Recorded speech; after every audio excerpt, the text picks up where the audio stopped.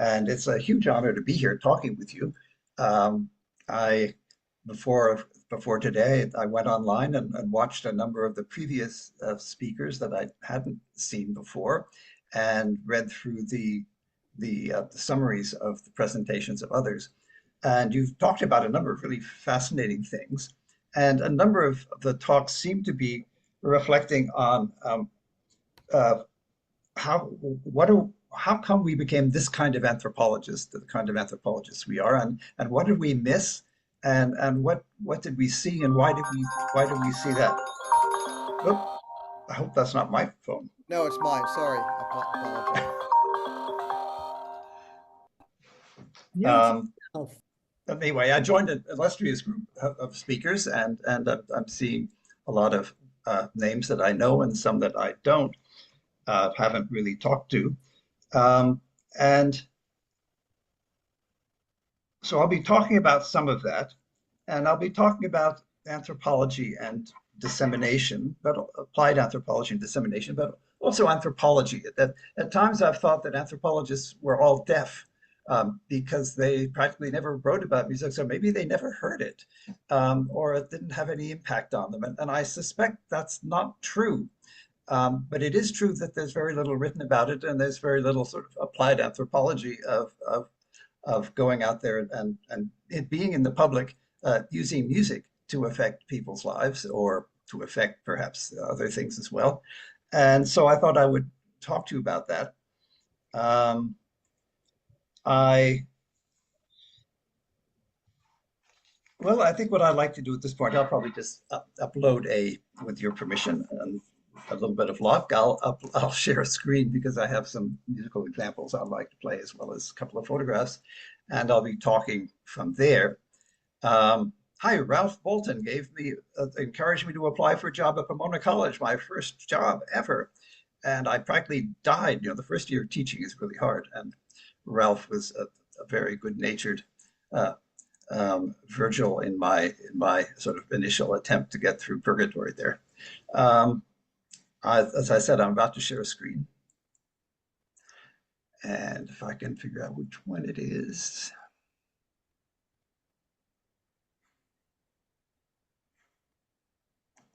There it is. Share sound.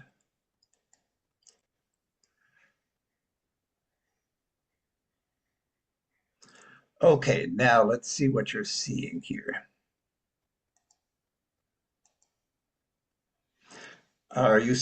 Can you see this? Can anybody see the screen? Yes, okay, great. I can't see you all. I can only see a couple of you. And that's at the wrong end. Let me get back to the beginning.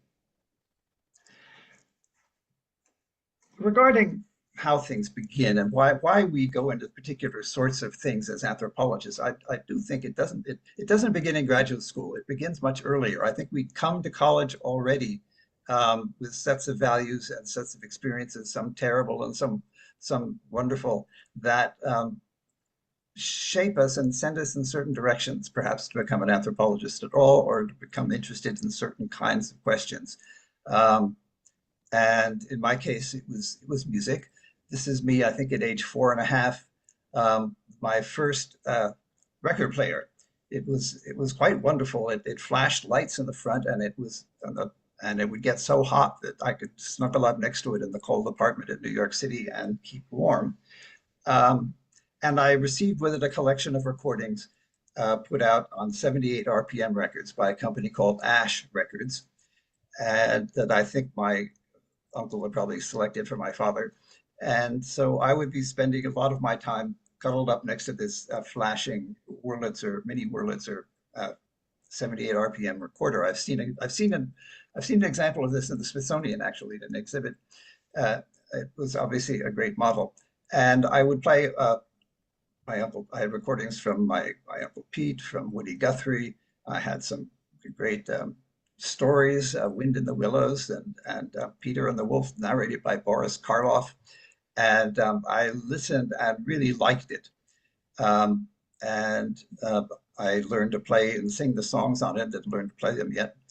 Um, but I think music can transform people just because it's so fascinating. And recordings at the time were the way you could hear things that you didn't hear around the house. Um, and I think uh, that's so anyway, so that was very important to me.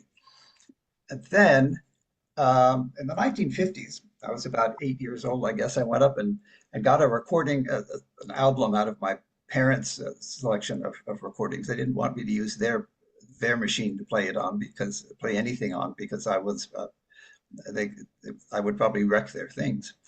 And it was a warm spring afternoon, and I had the windows open, and I was playing this song, actually this recording and this song. Um, and I'll play it for you here. Let's see if it works. Tell me if you nod if you can hear it. You hear it? Now, if you want higher wages, let me tell you what to do. You got to talk to the workers in the shop with you. You got to build you a union, got to make it strong. But if you all stick together, boys, 'twon't be long. You get shorter hours, better working conditions, vacations with pay, take a kid to the seashore.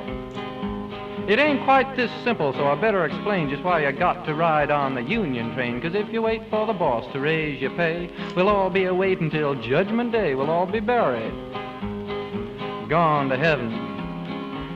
St. Peter will be the straw boss then.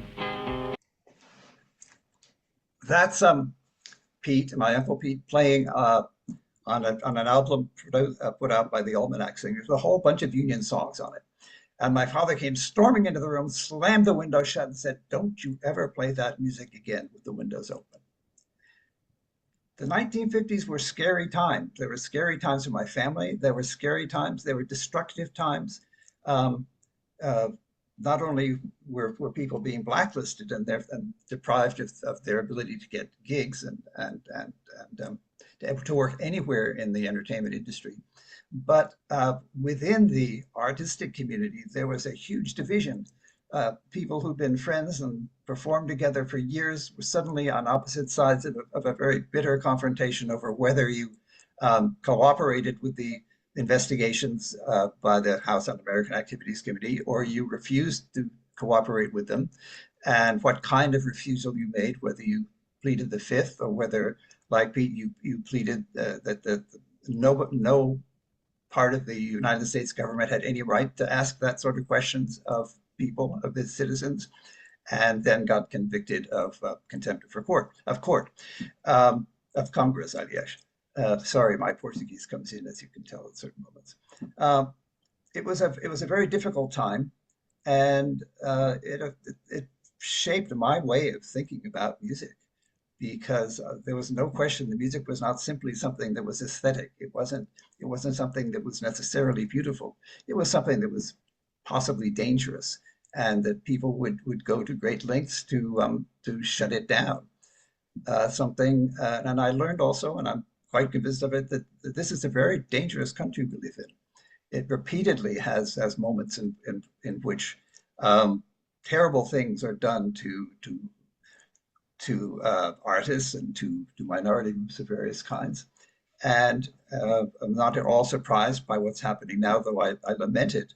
It's part of a trend. It's part of a repeated occurrence in our own society for us who are who are fairly well off, and for people who aren't. It's part of the daily life all the time, and it's never stopped. So talking union, playing that recording and having my father tell me never to play it because he didn't want the neighbors to hear what kind of music was coming out of our house, um, set me off on was sort of important in my approach and my career because as I said in that short bio, I mean, one of the reasons I went to the Department of Social Relations was because I wanted to figure out what it is that about music that makes it so dangerous and so powerful and so productive and so influential in certain sorts of ways. Um, I had been thinking of taking courses at Harvard's music department, but my musicologist grandfather told my parents not to let me near that department. He said, they'll ruin him. He said that department will ruin him because it was so conservative and so European based. So I decided, well, in that case, anthropology's got to be better than that, and went off to anthropology. Oh, sorry, that's not what's supposed to happen.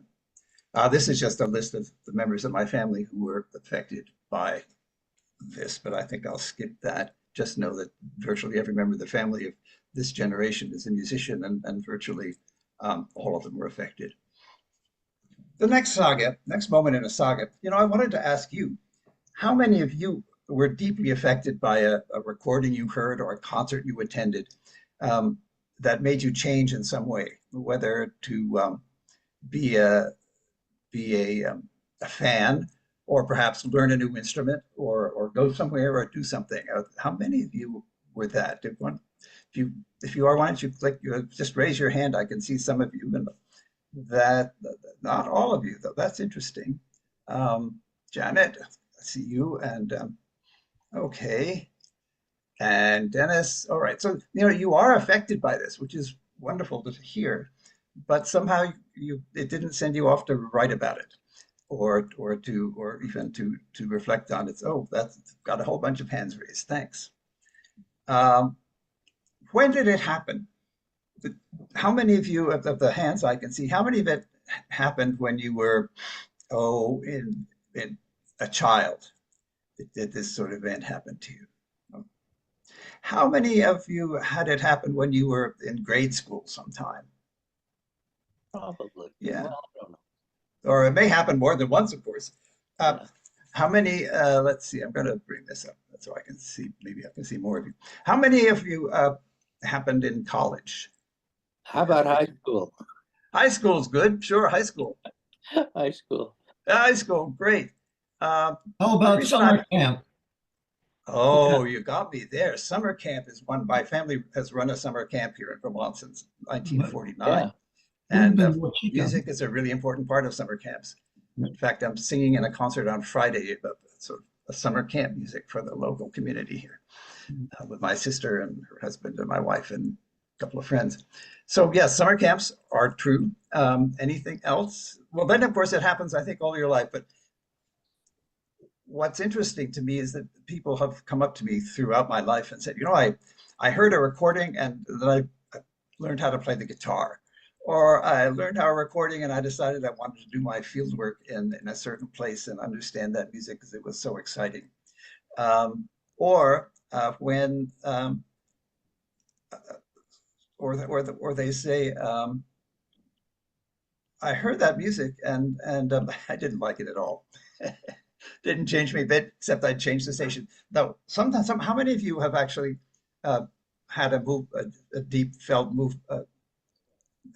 deeply something when the the um, the the when YouTube the software on YouTube sends you to something new? Has anybody had that sort of experience? The new thing is, wow, isn't that amazing?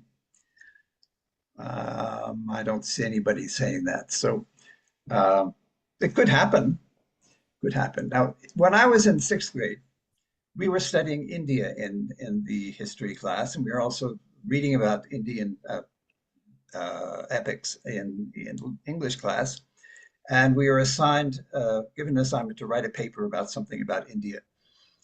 And I said I wanted to write about the music, and I think my aunt or something, my great aunt actually found this recording for me. It's a recording by Folkways Records called Folk Music of India, put out in 1950.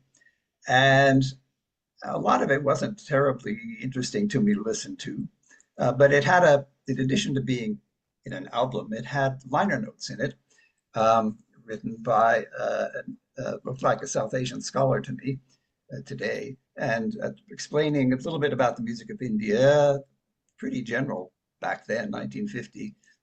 We wouldn't publish anything like that out of Folkways today, quite so vague.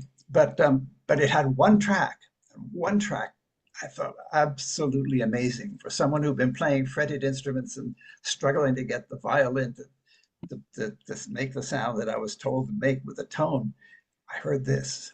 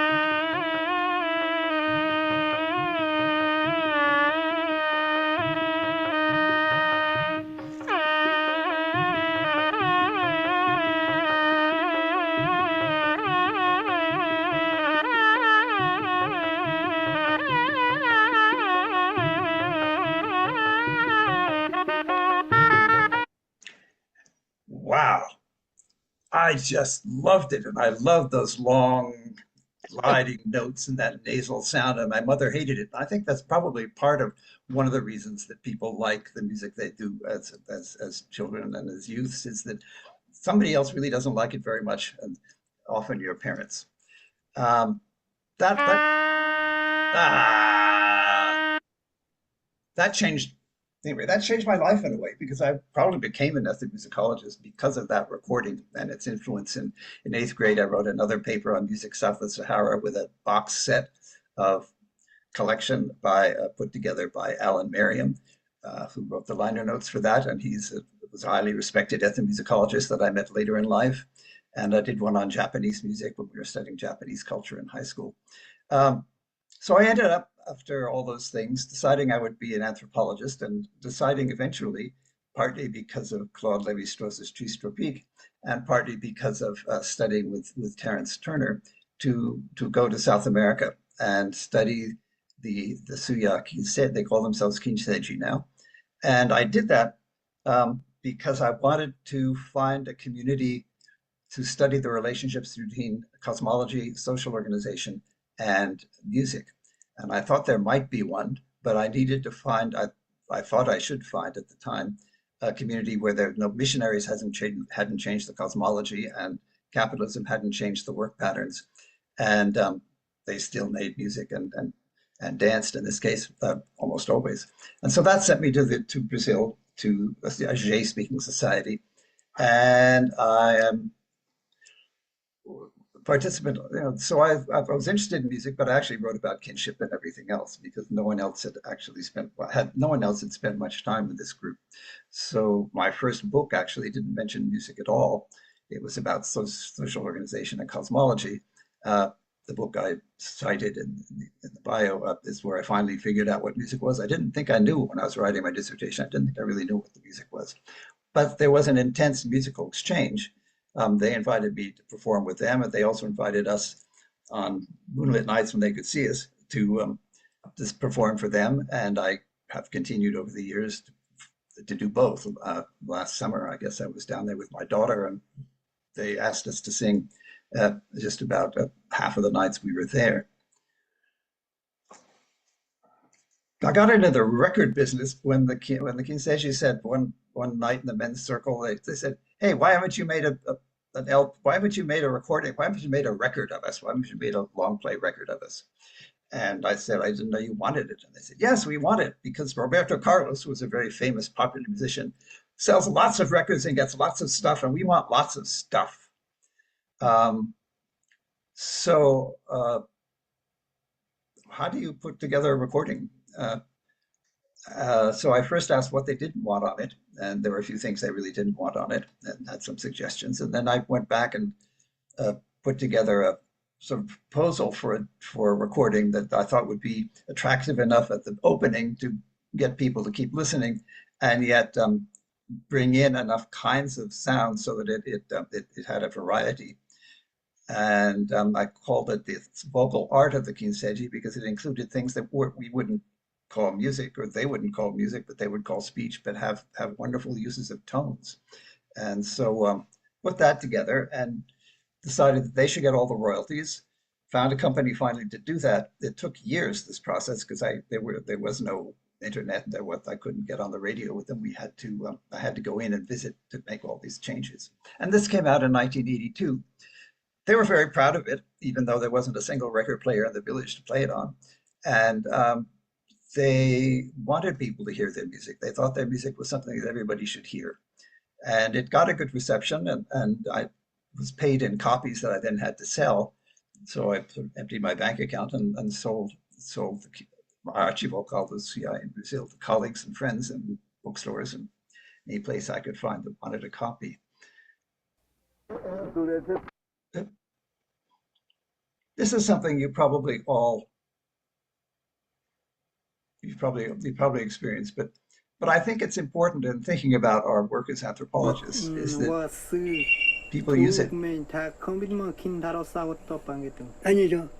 메라니 더니 was to commitment kin 다로사 호토빠. 다 요. 암토레 메코 我虽然人呢喂，那有上门干的他人地了你着， 아니라 没同人的他，没同他人的， 매토아 다닌디 뭐더라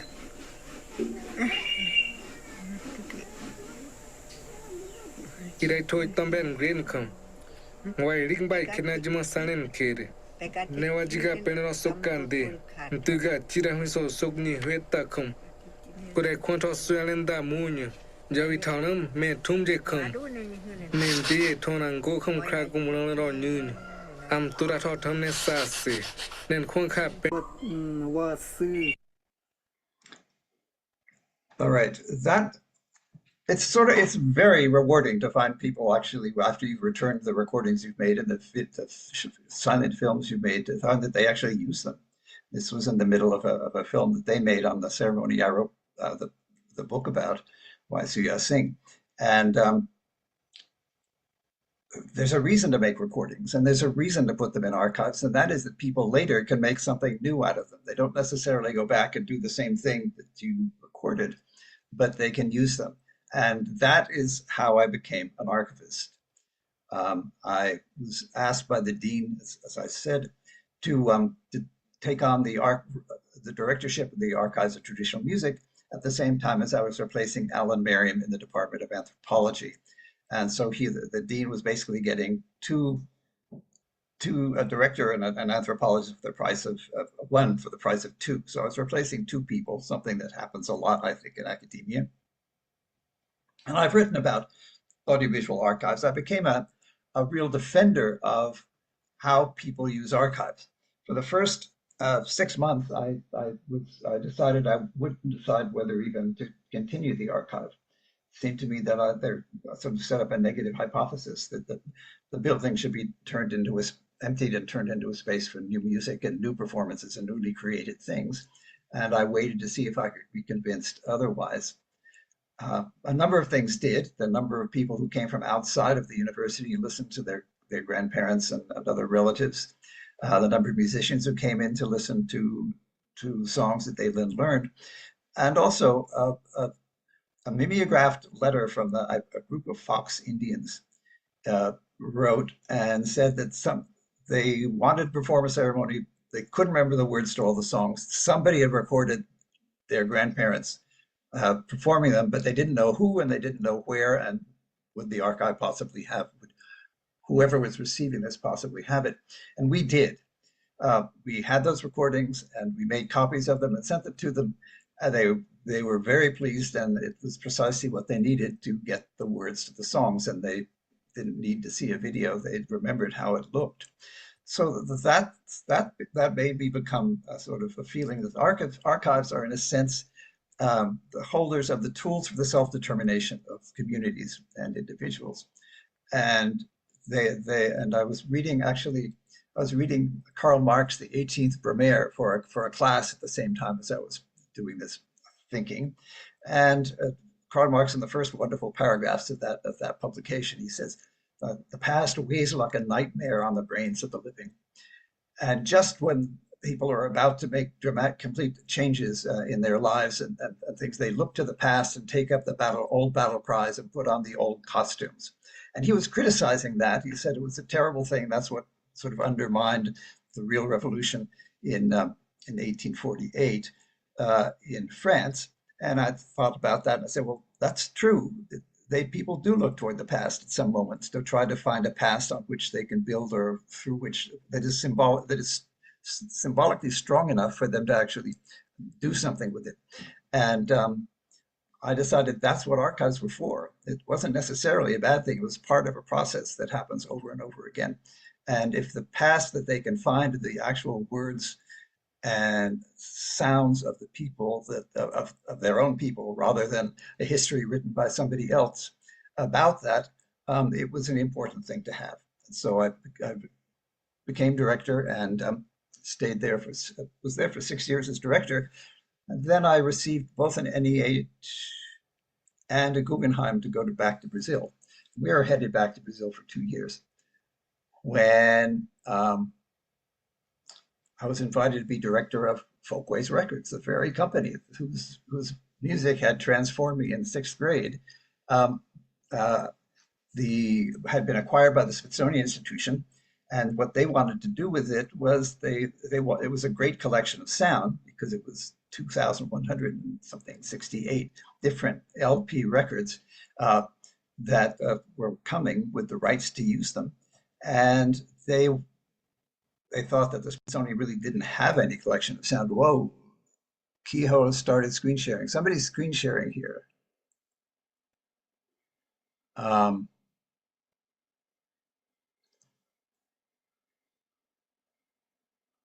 Allow, if you don't see, well, I have a launch meeting here. Are you still hearing me?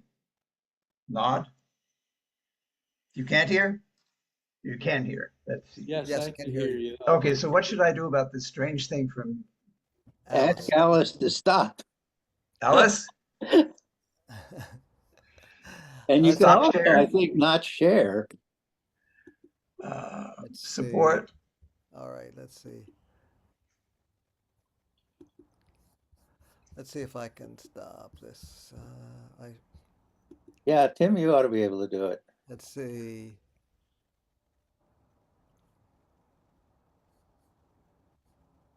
You can probably shut off her camera. Okay, I'm trying to do that. Let's see. I wish I was better at this. Okay, let's see here. We all wish we were better at this. No, don't we? Let's see. Let's see if I can. Is Alice? Alice, are you there? I've got you all down on the side. You should be able to scroll down and find her. Yeah, I am trying to. Let's see. Alice. Alice.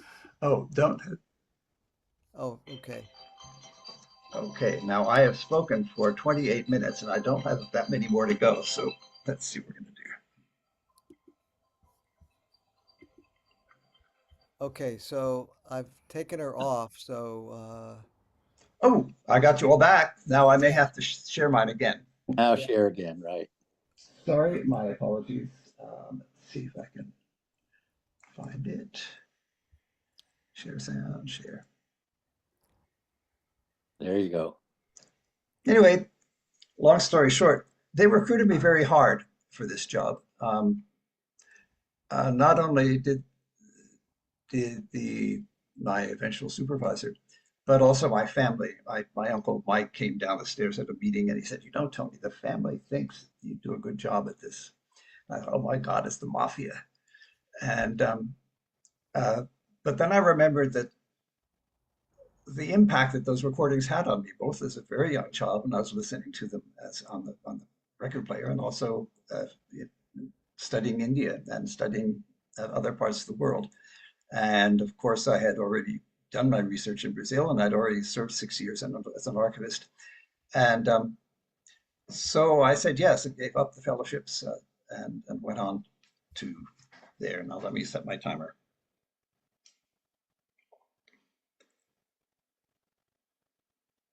Here's the timer. It disappeared on me. Here we go.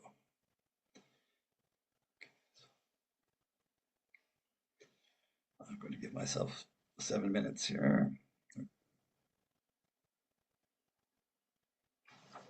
All right. So amazingly, what would you do if you were asked to run a record company? I mean, it was such they said the only thing that we don't want is you can do anything you want. As long as it's justifiable as a curator, you can do anything you want with this record label, just don't lose money. That, of course, was the biggest challenge because I went from being a scholar who uses other people's money to get things done to having to actually generate the money that would allow me to get things done. I have a lovely quote from Moses Asher that I'm not going to bring up for you, but the anthropology in some of this is that every place I worked, including Folkways, and then later in my work on the masterpieces of the oral and intangible heritage of humanity at UNESCO, every place was a kind of new society. I mean, they were all really different. So in a sense, I've had 4 careers, and in each one, the anthropology was actually going around and talking to people. I figure what we learn is not as a methodology of asking people and learning from people and finding patterns in what they say, and also not being surprised by how they disagree or what they don't say. Um, and that allowed me to, I would go to conferences as archivist, or I'd go to record industry conferences, and I would talk to people and we would hang out afterwards. And that was really the kind of research that led me to understand how other people perceived what this was, how other people perceived how they were managing to operate a record company, an independent record company. And then, of course, to understand the Smithsonian well enough to figure out what in the world would make sense to do as a record company out of a national museum, the things that were possible and the things that weren't. And they were both. After 10 years, after 12 years, after 10 years or so, I decided I really had enough of it. I'd done everything I thought needed to be done at the very start. I started getting it online, and because my plan was I could leave when I could sit in Rio de Janeiro and download or I could access anything on Folkways, and that's not possible. There are spots on the beach where they have Wi-Fi, and you can actually see everything on Folkways. The dramatic thing about Folkways was everything was kept in print, and the requirement that I had was I had to keep everything available to the public. So you can hear that same recording from 1950. You can hear it today, and no other record company in the world keeps things that don't sell in print for that long. Then I went to UCLA, and I thought I had all kinds of plans to organize conferences and do different kind of research. And then, but I became deeply involved in professional organizations. I had all my life, president of the Society for Ethnomusicology and founder of things in the International Association of Sound and Audiovisual Archives, and later Secretary General of the International Council for Traditional Music, which now calls itself and Dance. And this was a different kind of thing, working with the UNESCO, because it was outreach through policy and outreach through national organizations, and I'd never done that before. I'd done a lot of outreach by producing albums and writing liner notes.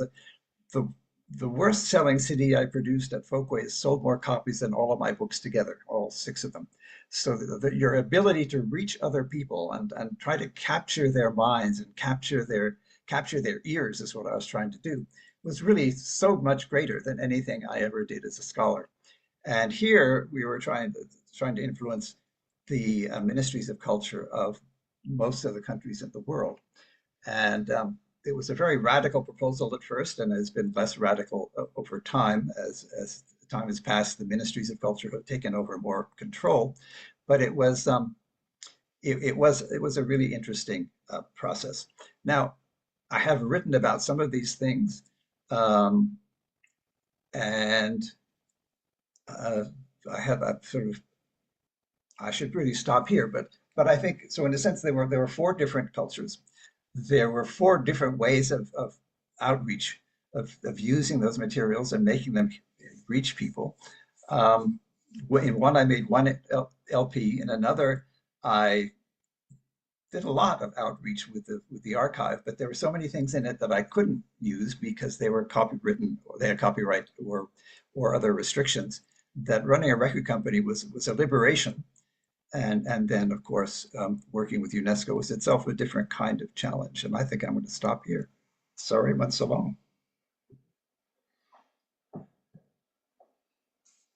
I will see if I can stop sharing at this point. There must be a way to do this. Yes, sir. That's got to be here. How do I do that? Oh. Should be up on top. It should be, but I've got the meeting as being, I can okay the meeting and then stop share. There we go. So sorry to take so long, but that's what I had to say. And why don't you? I'm open to questions or criticism of any of that. The UNESCO one was the one where I actually had deep doubts about what it was trying to do, how it was doing it. I went into it thinking, gee, the United States is one of the few countries in the world that doesn't have a Ministry of Culture. Maybe it should. And came out of it thinking, wow, the United States is one of the few countries in the world that doesn't have a Ministry of Culture. Maybe that's a good thing. Uh, so you learn a lot as you go through, as you work in these different organizations. Thanks a lot, Tony. There's a lot of food for thought in what you said and your presentation, and really learning about applied anthropology and music through your career is fascinating. So I wonder if anybody has any comments or questions. Don't forget you're muted at the moment, and you probably will, if you want to say something, you'll have to unmute your mic. So, Rick, go ahead. I see if possible, use your raise your hand function that Zoom offers. If not, just raise your hand and I'll try and Yeah, I was trying to find you. use the raise hand function, but it didn't seem to be showing up. So, Okay. Mm-hmm. so I just wanted to say that a lot of the things that you were talking about, Tony, really resonated with me in a variety of ways. And one thing that particularly struck me was the importance autobiographically of the album Talking Union. I had an experience that was very, very similar to yours. I was probably in junior high school at the time, and my parents went out on some kind of errand, but they left a copy of the album Talking Union on the table, and I read it. And the songs that really inspired me were a little different. It wasn't the Talking Blues, Talking Union, but the beginning of the flip side, We Shall Not Be Moved and Solidarity Forever. And I was inspired and realized that I had to learn to play the banjo. I have a couple of other thoughts, but I think I'll stop there and let others pick up where we left off. Well, that's a lovely example of what I was talking about, when people hear something and I'm going to learn how to play that instrument and Yes, sing those songs exactly. and maybe make a difference somewhere. Uh, Carol, you're next. Okay. Hi, everybody. Carol Henderson. Um, I I can think two questions. Pick either or both. I don't care. But, it's amazing to sit here and be transported to the music of Mangani, our musicians in India, just like that, kaboom. And thank you very much. I had never actually heard the earlier recordings, but I think we're 1 degree of separation apart. I was a student of Komal Kotari in Jodhpur. Yes. Yeah, although I'm not an ethnomusicologist, I don't flaunt myself as such, but I spent a great deal of time during the late 1980s, and it was a period of time when dozens of ethnomusicologists came to his feet, and they would record the musicians and take away their recordings. Komal talked to me about the struggle to get royalties for the musicians. I know they did some recordings with Folkways. I know you guys worked, but somehow we never met, and as far as I know. But, some years later, while I was involved and still am involved with everybody, I went to Kyrgyzstan, where they have a Ministry of Culture, and people very proudly said, "Oh, we have a traditional music, okay?" And this was after the fall of the Soviet Union. So I go to this concert, and there's this massive orchestra of people playing this one-stringed instrument in unison. It was the oddest thing I ever experienced, actually, somehow. But everybody loved this thing. But all I could say to myself was, I know that your epic Manas was banned for many years and then unbanned and then banned. And it just seemed that the folk music, what they called folk music, was extraordinarily maintained only within the universities and the schools of music. Whereas in Rajasthan, it's like herding cats, it's everywhere. and so I'm just wondering, you said you don't like ministries of culture, and I certainly had a very adverse reaction. Where do they go from now? I mean, now people are trying to keep the students, the kids learning in the indigenous, the traditional ways in villages, through the oral transmission of the traditions, versus in Kyrgyzstan, I think you went to a music teacher and they taught you. It's very different. And my other question is very, very, very short.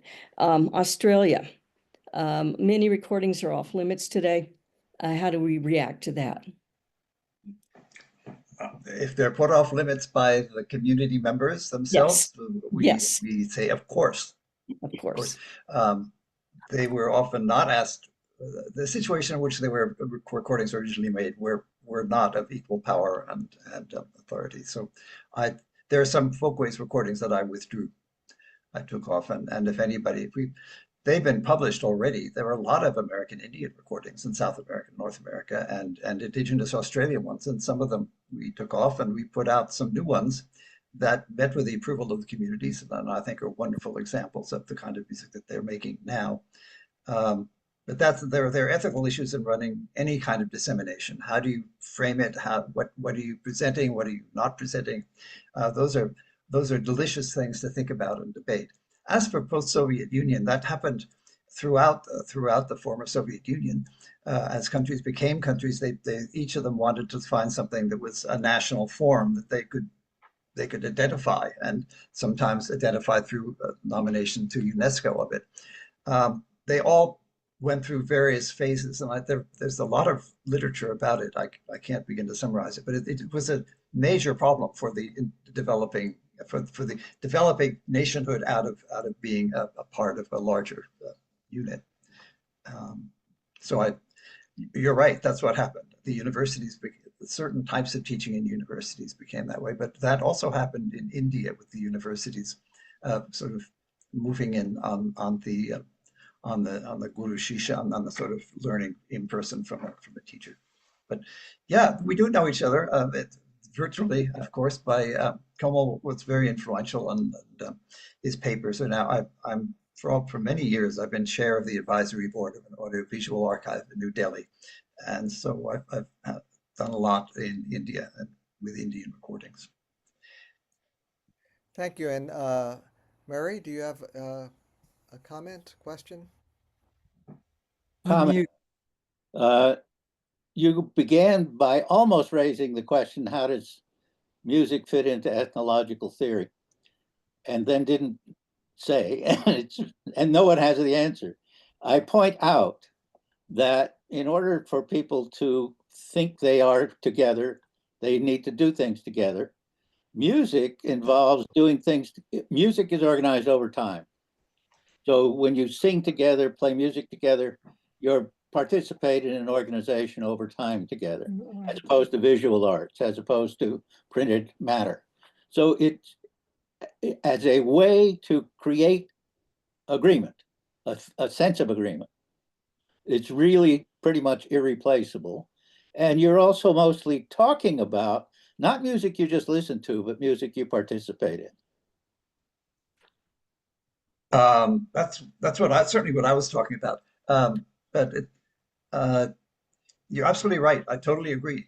I think one of the reasons my Uncle Pete was so effective was he got people to sing with him, not to sing with him like Bruce Springsteen does, where he has this band and this massive sound and they're singing but can't hear themselves or each other, but actually to build the performance through other people singing. And going to the Kinseji was very much the same thing. The performances the music they sang actually was a kind of reorganization of society. When they did a ceremony right, it restructured time, reorganized space, and sort of put everything back. So it was a reboot in a sense of what they thought their society should be, and that certainly is part of what music does. And our dad dance as well. Pardon? So did the Union songs. That's what it was about. So did the Union songs, yes. Whether the songs themselves changed anything, of course, I doubt it very much. The people who sang the songs did make some big changes. But that is the songs changing things. Yeah, yes, I agree. And Yes, it's interesting that many of the protests today use chants, sort of rhythmic chants rather Right. than music, which doesn't give you much room for humor or subtlety. And I'm always wondering sort of why that changed. Part of it is, I guess, well, there are some people writing great songs, but part of it is it's easier to get people to chant, to sort of shout, "What do we want? Wages, higher wages. When do we want it now?" And but a great art has been lost. Anyway, thanks for the comment. Yes, you're absolutely right. Singing is important. Dancing is important. My my thesis, one of them was Victor Turner, and of course, ritual is important, and and so um, we're, that's one of the reasons I've been so surprised that anthropologists have written so little about it, even though they didn't need to have to transcribe music to talk about it. Anyway. But I've been involved in music all my life, but I don't know enough about it to write about it. Well, but you know what you've seen, you know what people tell you. And I can't describe it.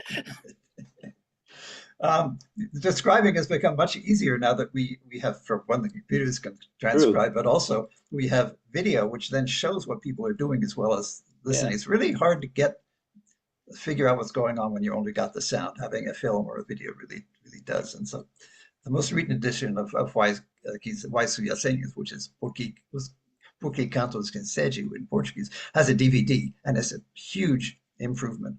And they just gave me right to put it online. So I will probably be posting it so that people who have the book can actually see what it looked like when it was happening. Okay, thank you, Mary. Now, Marjorie, you're next. Thanks. I want to go back to the Ministry of Culture issue and just ask you to spell out a little bit more why over time you've come more and more to not want us to have that kind of control from above. I'm assuming that this is about let all voices sing, but I'm hoping that I can kind of get a little bit more of an understanding as the Soviet Union was breaking up and I was studying Siberia. I got very into even throw singing, helped introduce the first throat singer on the mall at the Folklife Festival. And I'm intrigued by the interrelationship of different kinds of ministries of culture with the musics on the ground. So if you could go a little bit more into why you decided that ministries of culture are just completely not appropriate, I'd really appreciate it. Sure, I'd be happy to. One of the things about ministries of culture is they tend to have a top-down set of priorities and policies set by whoever, scholars, politicians, and that means that people who are doing local things on the ground can do them, but they don't get support for them, and they aren't encouraged to organize or do anything.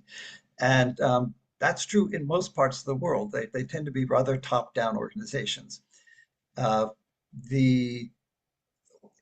Looking at the budgets, because one of my jobs was to find reviewers for these proposals for masterpieces of the intangible cultural heritage of the world, and most of the proposals were written so that the ministries had all their expenses paid, but the people that they were talking to and the people they were visiting and the people they were recording were getting nothing.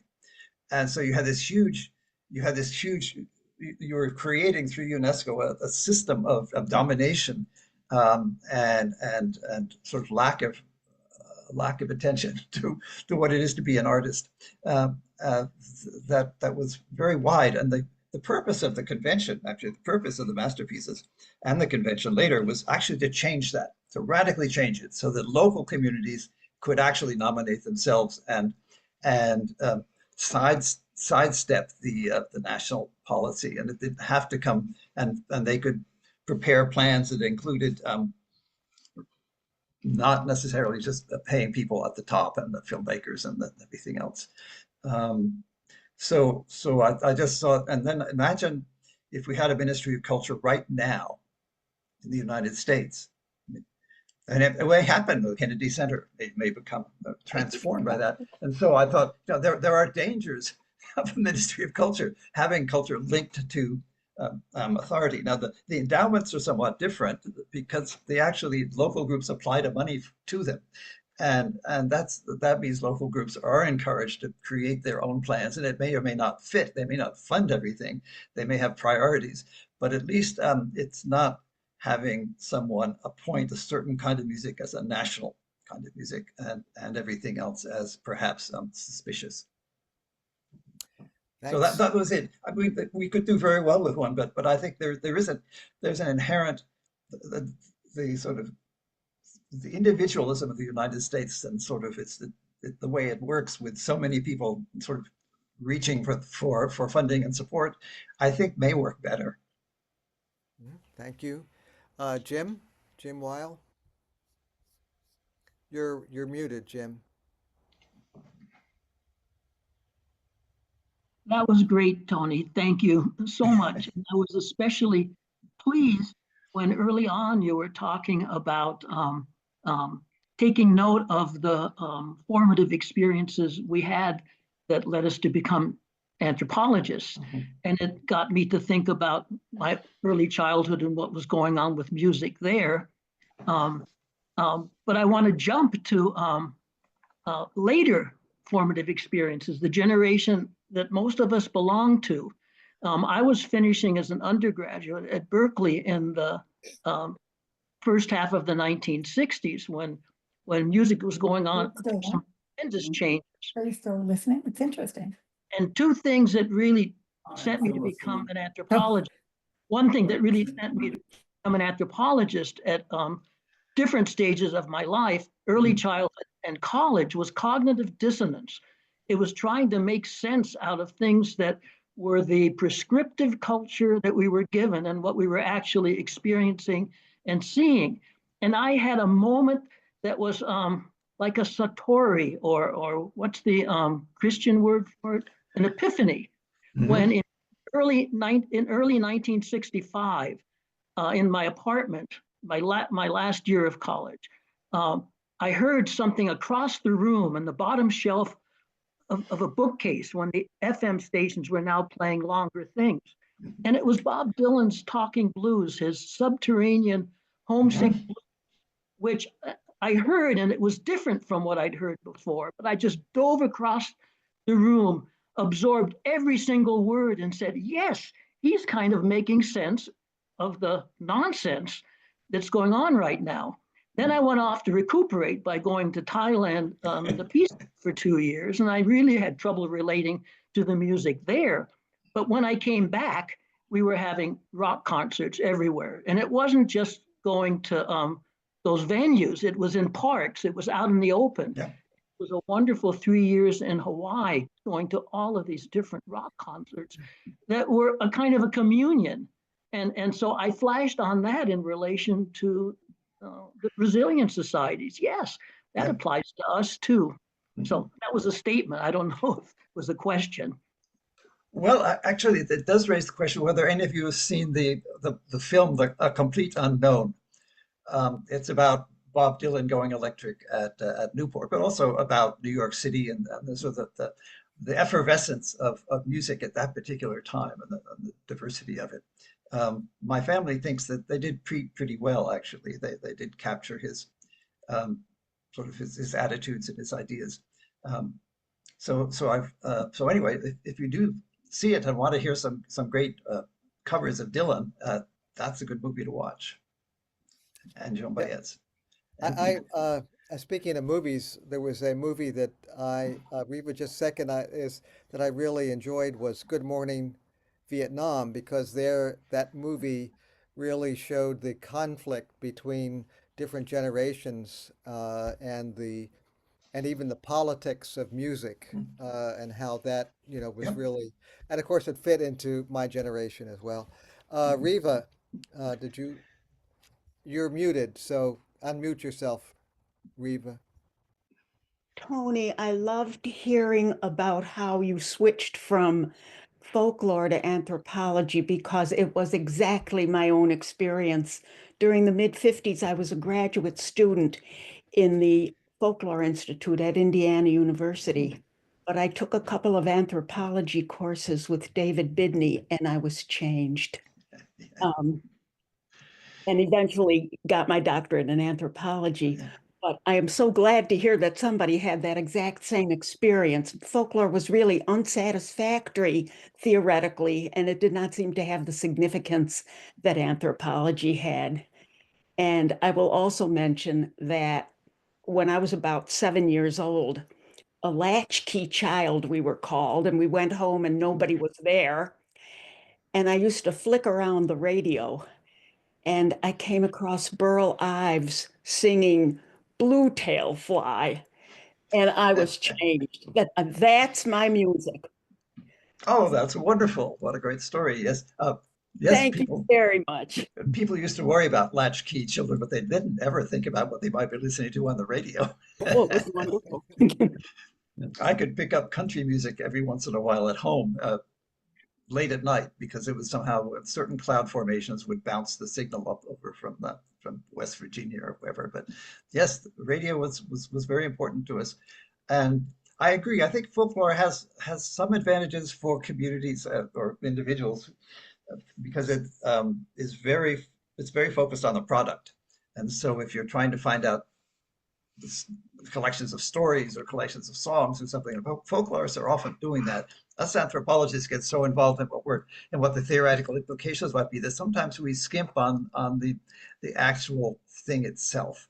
And I sometimes have said that how many important articles or books do you remember from, let's say, 1921 or something like that?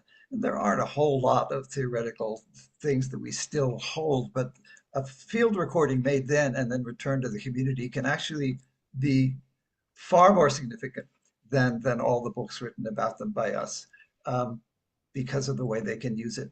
So it's one of my arguments for archives has always been that we write books that are theoretical, but we keep on changing our theories. But the thing itself can be really important to musicians and the communities that they are part of. And I think this is a good segue over to Herb Lewis, who has a comment or question. Yeah, hi. Really enjoyed the talk. And I'm the one who mentioned summer camp. And I don't know if anybody else had that experience, but I was there during the World War II. I was 9, 10, 11, and 12 at the time. And it was run by someone from Progressive School, the Walden School in New York. And we just lived with folk songs. That was part of what we did.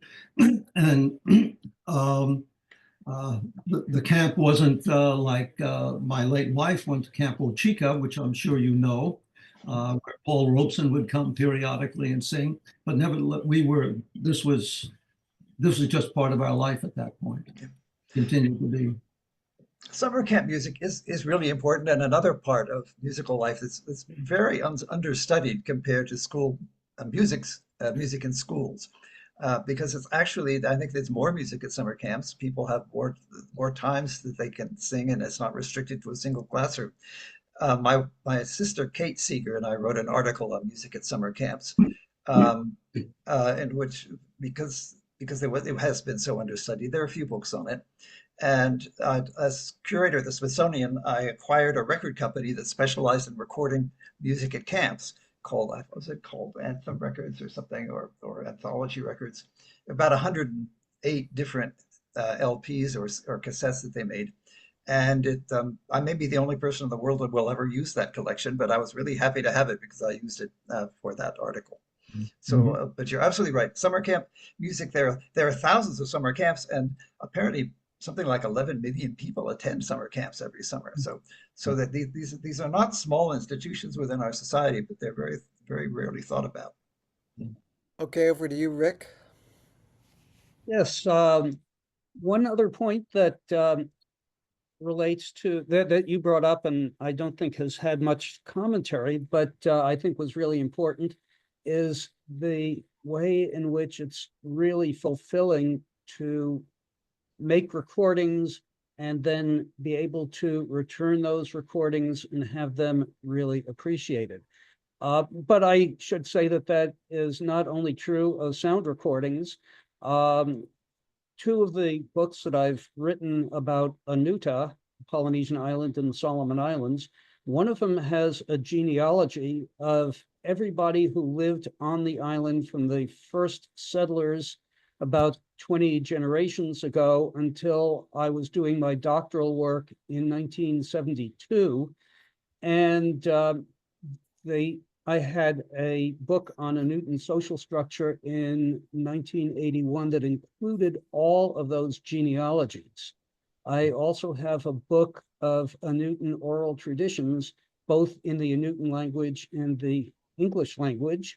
And I had the opportunity last month to go back, not to Anuta, but to visit the Newton community in Honiara, the national capital. And I brought a bunch of my publications, including a couple of copies of those two books, and gave them to the people I was staying with.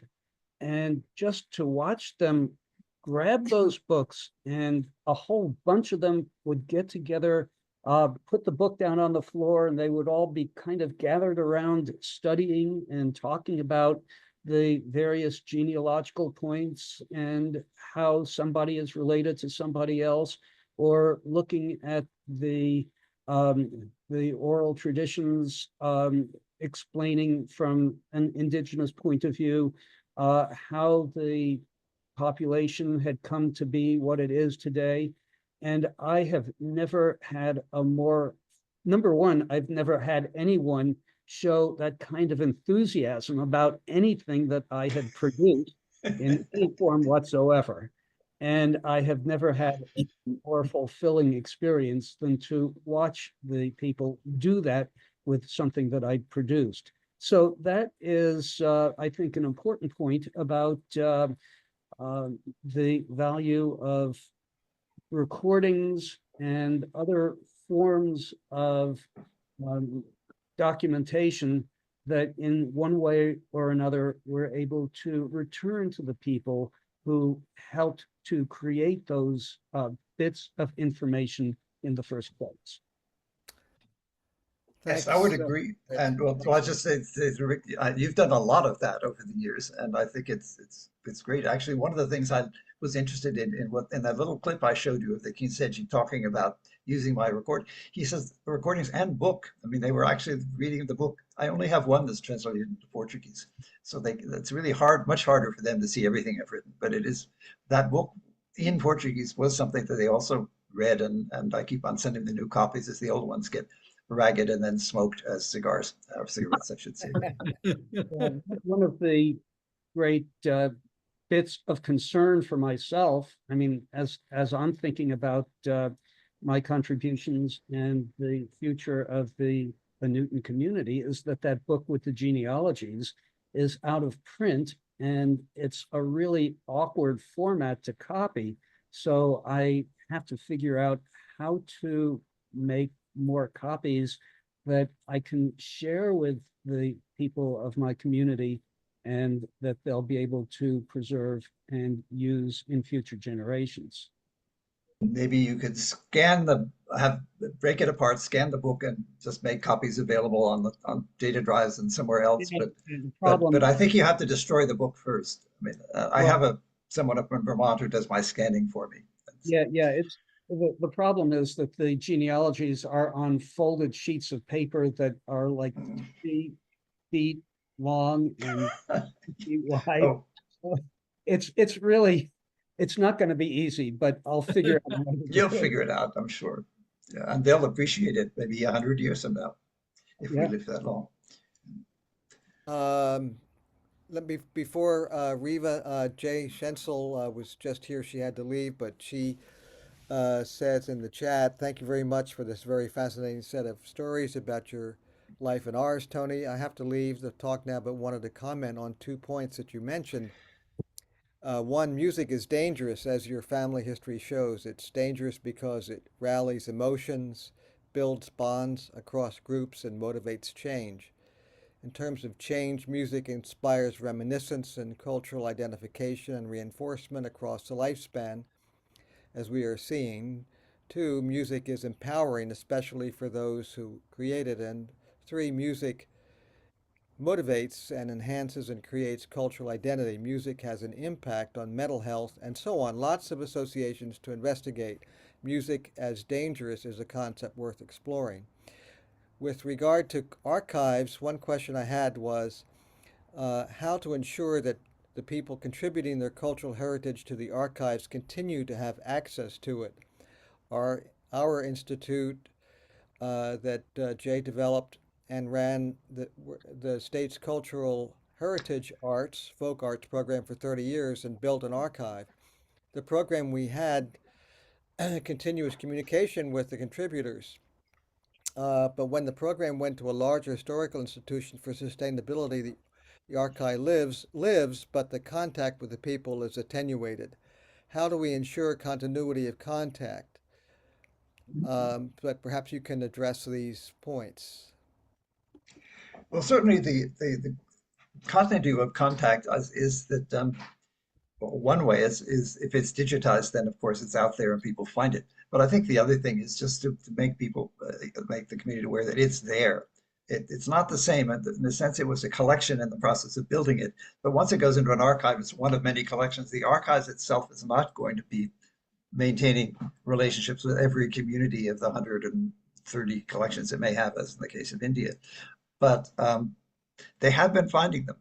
And part of it is making them available or encouraging the people who are involved in the project to write their old friends, grandchildren, and then let them know that it's there and that they should be able to access it if they can. It's tricky. These are difficult times for archives because just as the people recognize that intangible cultural heritage is really important and are paying a lot of people to record it, the archives are actually suffering because their budgets are being cut and the recognition of what and the thought about what to do with those recordings so they actually last another few generations is not being encountered or undertaken.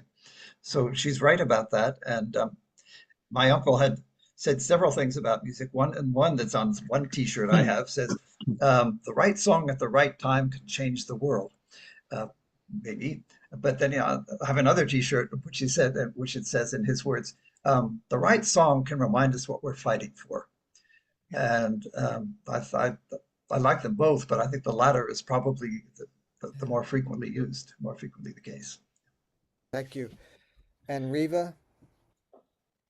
Yes, I just want to mention to Herb Lewis that summer camp was important for me too, especially the singing.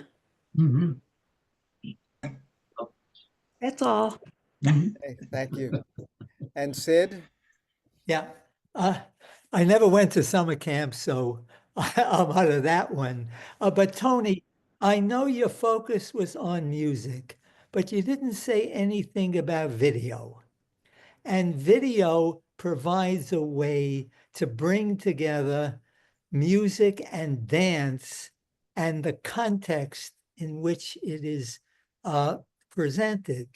And I've heard Bob Stam at NYU, who does performance studies, essentially indicate that indigenous people, primarily in Brazil, that he was talking about, are using video to put together aspects of their traditional culture and use it as a sense of protest and present these as protest items. And I wonder if you just comment on that. Sure, he's right. If I always have frequently said that if Thomas Edison had invented a video recorder in 1888 rather than the cylinder recorder, our field would be very different. Our fields would be different. There would not be a separation of music and dance necessarily. There would not be, all kinds of things would be different in the field of music studies. Unfortunately, our technology separated what is not to be separated, which is music and movement. And for me, I could only take video in the late 1990s into the field because I couldn't charge batteries with any effectiveness. So it was really only with solar panels that I was able to bring the technology to do the work that could be done. And I funded to Kiseji to go and get training in video and how to make them and how to film so that they could actually do their own. And they've been doing it ever since. And yes, indigenous people are using it to say, this is who we are. But they also, they could dress up and perform in indigenous, you don't inform your community, you inform Brazilians' concept of indigeneity for the Brazilians, and then they'll say, oh yeah, these people are wandering around looking like they're just bums, or if actually they're different and they have something of their own that we should recognize. But yes, performance is very important, and video is extremely important. And I'll just add, if I may just add one more piece. In my own research on spiritist healers, it wasn't until I started using video that I came home and looked at it and realized the degree to which music was putting people in trance to enable them to go through what the healers were doing.